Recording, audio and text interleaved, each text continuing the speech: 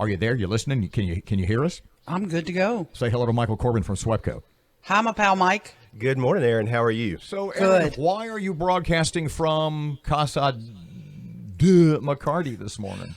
Well, let me just tell you, I came in contact with someone who now has tested positive, close contact, I should say, and so I had to be tested. I've tested negative, but our corporate policy says since you have close contact with this person, you can't come into the office. So you found out about this, a couple of days ago, yesterday? When did you find out? Had concerns 2 days ago. And so you and, were... Yeah, they got tested, and I'm negative. So you were tested yesterday, what time?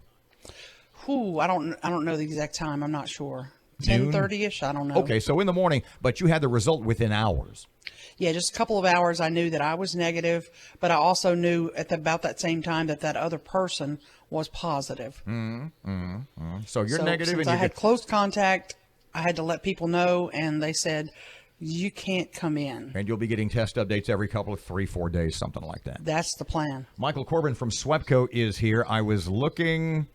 I sort of, you probably heard me because I know you listen. I said, is there any way that SWEPCO is there a way to bury all the power lines between now and tomorrow at noon? Yeah, we're a little late on starting that project. Oh, man, obviously you didn't read my note.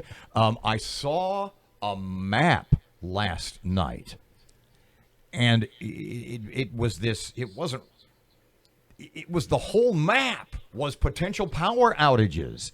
And it said as many as 175,000 or more people could be without power. Yeah, this is a big one. And if you look at SWEPCO's service area, where we go western Louisiana from DeRidder, Leesville area all the way up to the Arkansas border. Far south. And East Texas. Yeah. Into Longview, Kilgore, Henderson, in those areas.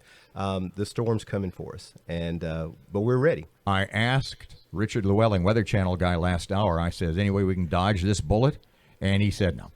And I said, what? Like, no, because you always see hurricanes make weird right or left turns at the very last minute. He goes, nope, not this time. Yeah. What do you do to SWEPCO do to prepare? Well, unfortunately, like so many other things in the state, our future the next couple of days really depends on what happens south of I-10 and how hard it hits the coast and how quickly it loses energy. How is that and why?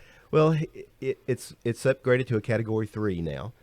When it hits land, if it quickly drops down to a 2 or a 1, then that certainly helps us because that gets the wind speeds down. But right now, we're preparing for it to still be a Category 2 to around the Toledo Bend area and still be a Category 1 as it passes over Shreveport-Bossier. Aaron, what you got, kid? I want to ask you about that. 60-mile-an-hour winds is what they're saying we could see in our area. How much damage does that do, Mike, to tree limbs and trees, etc.? Well, right now we've had a dry summer after a rainy early part of the year, and the trees are brittle. I've been out around town and I see trees that have just fallen the last couple of weeks. So we're very concerned about trees and tree limbs falling in the lines. That's our biggest concern and what we're preparing for now. We have about 1,000 people coming in from other utilities and from other areas that we serve. For our whole service area, and we have other people on standby if we need them. Mike, what should I have on hand at my house right now as this storm's approaching? I'm thinking chainsaw.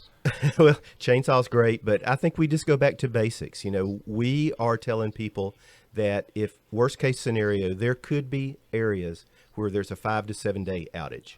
So you need to have water, if you need to have medications, if you have oxygen or other medical devices, you need to have some alternate plans or go someplace out of the path of the storm.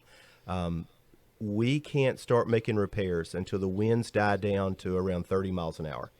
And there's an assessment period that has to happen first before we actually start repairing things. And there's going to be a lot of cleanup if the winds are 60 to 70 miles an hour. So this is going to be a slow, calculated process. We've done it before. It's not new.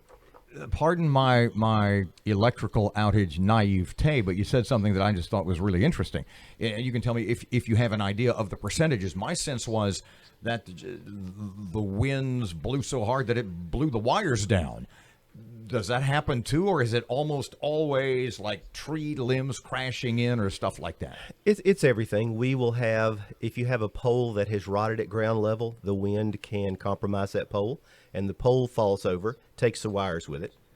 That can be dangerous. Yes, It's and talk about that for a second or two, because folks are liable to see over the next 36 to 48 hours a lot of sparks of flying. safety is our number one concern. If a line is down in your yard or in the street and you happen to be out driving, don't touch that line. Assume that line is energized and assume that line is dangerous.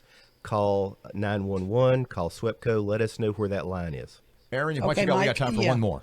Let me ask you this, Mike. If I lose power, can you give our Keel listeners the super secret turbo phone number to get you to rush to our house first? 1-800-AARON McCarty. It's What do people, silly question, but what do people do if they lose power? Well, certainly everybody wants the lights to come right back on. And as I said earlier, we're going to have to assess where the damage is and what our path forward is.